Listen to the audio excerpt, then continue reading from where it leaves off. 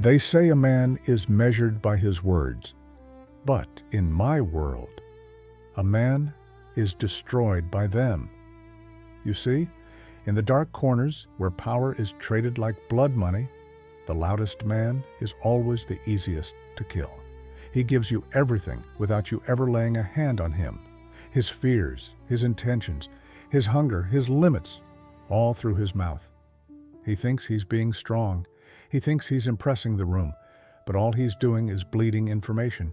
And a man who leaks dies. I've watched it happen too many times.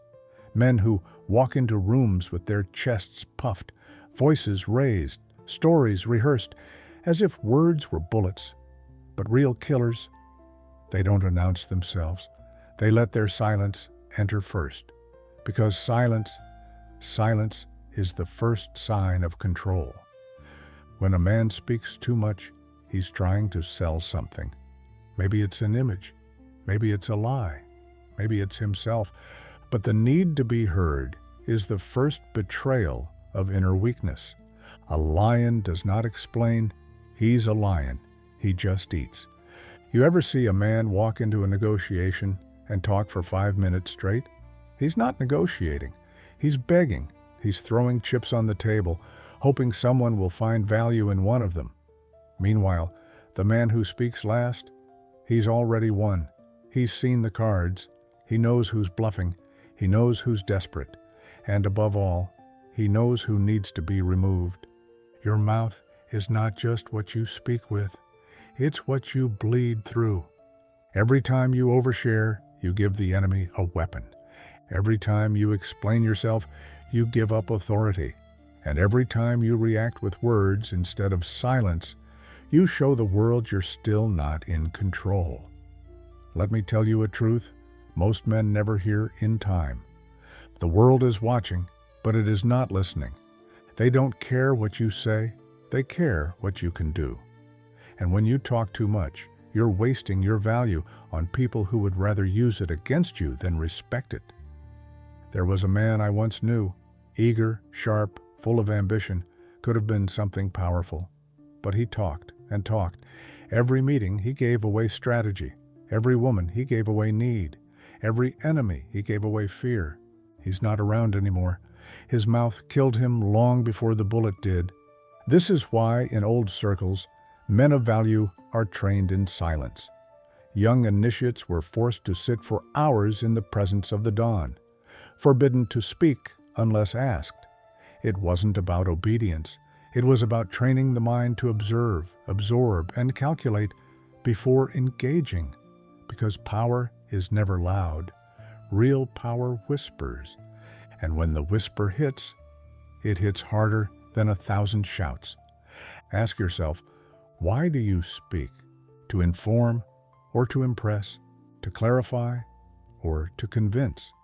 To be heard or to feel significant?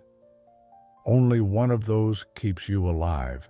The rest get you exposed.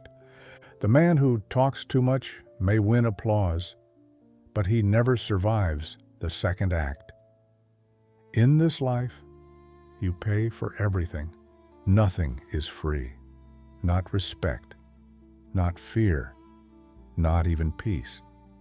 And the price of power is silence. You ever notice the men who truly run things?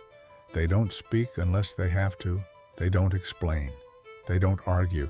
They don't advertise. They sit. They listen. They watch. And when they speak, the room holds its breath, not because of the volume of their voice, but because of the weight behind it. You see, most men spend their entire lives leaking power. Every confession, every rant, every opinion they just had to share, it all drains them, slowly, silently, like a punctured vein. They don't even realize it until they're empty. Empty of leverage, empty of mystery, empty of fear. The truth is, silence is not just the absence of noise. Silence is pressure. Silence is control. Silence is the invisible blade resting on the neck of the room. A reminder that something lethal is present, but not yet deployed. A man who knows when to shut up becomes a wall no one can read, a cipher, a shadow, an unsolvable problem. And that, don't ever forget, is where the power lives. You speak. You reveal. You reveal. You give up position. You give up position. And now you can be attacked. Think about it. How many times did you walk out of a conversation regretting what you said? How many times did your honesty become a liability? How many times did someone throw your own words back in your face with venom? And why does that happen? Because you mistook talking for power. Because no one ever taught you that withholding is more potent than expressing. Because you believed that vulnerability makes you brave. It doesn't. It makes you a target. A silent man forces others to project. They guess what he's thinking. They assume his stance. They fear what he might do. And that fear is influence. I've sat in meetings with men who could crush empires, and they didn't speak a full sentence. They nodded, they stared, they tapped a ring on the table once, and in that sound, millions moved. Because when silence becomes your default, your words become sacred. Every sentence you release carries gravity. People listen because they don't know when the next one's coming, and that scarcity makes you unforgettable. Look, the world is loud. Everyone's broadcasting, everyone's proving, everyone's performing. But the ones who truly hold the strings, they don't need an audience. They don't need validation.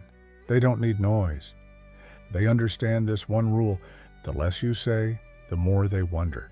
And a man who controls what others wonder about him controls everything. So I'll give you a command. Not advice, not a suggestion, a command. Protect your silence like it's your last weapon. Because it is. In the world I come from, silence wasn't just respected, it was enforced, like a law, like a religion. We didn't talk, not because we had nothing to say, but because we understood the cost of saying it. In La Familia, silence is life. And talking, real talking, the kind that comes with details, feelings, strategies, is an act of treason, not just to the family, but to yourself. You open your mouth too much, and you might as well slit your own throat. No bullet needed, no blade, just words, your words. See, when you grow up around men who kill with a nod and build empires with a whisper, you learn something. Everything you say can and will be used, not just against you, but against everyone you love. You think the feds caught bosses with wiretaps alone? Number. They caught them because someone talked. A son, a cousin, a friend. Someone who couldn't shut their mouth. Someone who thought talking was harmless. Someone who didn't understand that every word is a breadcrumb, and enough breadcrumbs lead straight to the heart of the operation. I remember a kid, smart, loyal, eager to prove himself. He'd sit at the table with us, eyes wide, heart racing, and he'd ask questions, too many. He wanted to be in the know. He wanted to feel like he belonged. But belonging isn't about knowing. It's about enduring. It's about knowing when to be invisible. One day that kid gets picked up. 2 hours later, they had half the puzzle. He didn't even realize what he was giving them. Names, routines, routes, habits. Not because he flipped, because he talked, because he wanted to feel important. That was his mistake, his last mistake. He's gone now, and we don't say his name. Because in Cosa Nostra, when your mouth becomes your weakness, you lose the right to be remembered. The code is simple. Say nothing, ever, about anything. You don't talk about money. You don't talk about deals. You don't talk about who you met or where you were or what you heard. Not to your wife, not to your brother, not even to your own shadow. If someone's asking questions, they're either stupid or dangerous.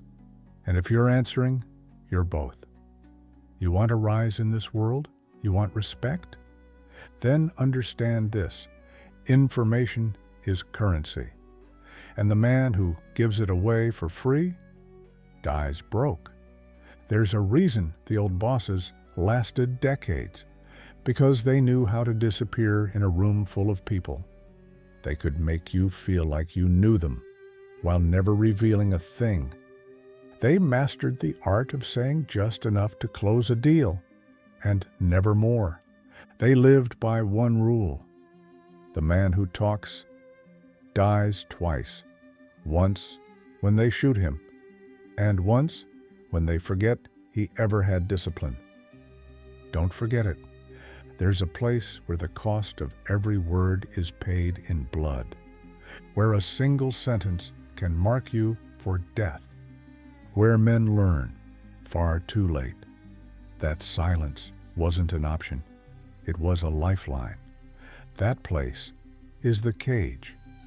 Prison doesn't forgive talkers. It exposes them, strips them, feeds them to wolves who were once sheep.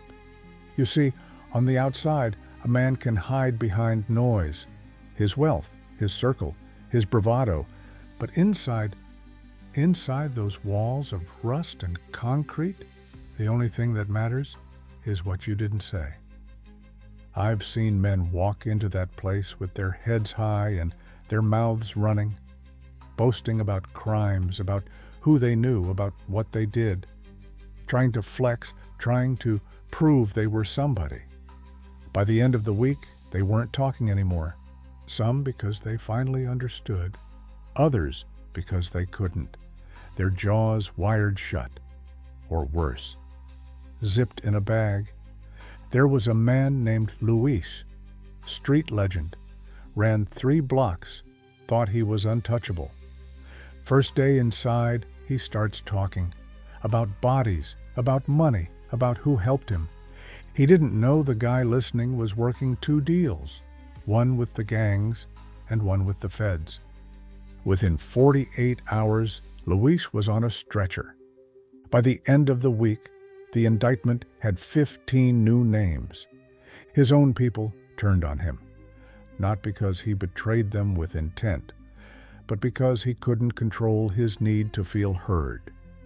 And that's the sickness, this compulsion men have to be understood, to be recognized, to not vanish. But silence. Silence is what preserves you. It's what keeps your essence intact when the system tries to erase you. You want to know who survives in prison? The quiet ones. The ones who don't talk about their cases, who don't join every table, who don't chase conversations. The ones who watch, who wait, who build influence through restraint. A man named Carter, quiet as winter, did 17 years, not a single infraction. He ran the phones, controlled the movement, brokered peace and war inside 4 walls, and never raised his voice. He whispered once, and 4 cell blocks fell into line. You see, prison teaches a lesson most men never learn on the street. Power is not in the mouth. Power is in presence. And the less you speak, the more your presence expands. The more unpredictable you become, the more dangerous. It's not just about protecting secrets. It's about projecting an aura that says, I know more than you. I see more than you, and I'll speak only when I decide your fate. The men who leave prison respected are the ones who turned silence into a weapon. The ones who understood that you don't need to bark if you bite with precision, that you don't need to warn if you've already decided. They walked out without applause, but when they entered a room again, everyone stood, and the ones who talked too much, they left in pieces, or never left at all. So ask yourself, are you speaking because it serves a purpose, or because you're afraid of being forgotten? Only one of those choices keeps you alive. A man who controls his mouth controls his destiny, because in the end, words are tools, tools of influence, of warfare, of seduction. But when used recklessly, they're just noise. The Stoic assassin understands this. He is not cold by accident. He is cold by choice. He knows every word has weight, every phrase a consequence, every silence a statement. This man doesn't rush to fill the space. He lets it breathe. He lets others choke on their need to speak, because in that silence, he hears everything. What they fear, what they want, what they're hiding. See, a man who talks too much can't listen, and a man who doesn't listen walks into traps he could have avoided. The Stoic assassin listens like a snake watches the field, still, quiet, not because he is weak, but because he knows when the strike comes, it will be final. This type of man doesn't argue. He doesn't explain himself to those beneath understanding. He doesn't correct fools. Why? Because every time you correct a fool, you announce to the room that he deserved your energy. A king doesn't debate peasants. He doesn't reveal emotions unless it serves his move. He doesn't comfort anyone unless it secures loyalty. His words are weapons, but he sheathes them until the moment demands blood. You want power? Then you must kill the urge to speak, not reduce it, kill it. Train your body to sit in tension without release. Train your face to be unreadable. Train your soul to seek results, not validation. This man doesn't speak to impress. He speaks to move mountains. And when he speaks, it's like a loaded gun hitting the table. Sudden, heavy, irrefutable. He never says, "I'm loyal." He simply proves it in silence. He never says, "I'm dangerous." He simply leaves bodies behind. He never says, "I'm powerful." He simply walks into a room and watches the noise die. If you want to be respected, start by mastering silence. If you want to be feared, let your calmness confuse them. If you want to be remembered, let your words be few, but fatal. In the end, people don't remember what you said. They remember how you made them feel. And nothing leaves a scar like a man who said nothing and still owned the room. So I leave you with this. Speak only when the silence must be broken. And when you speak, let it be the final word.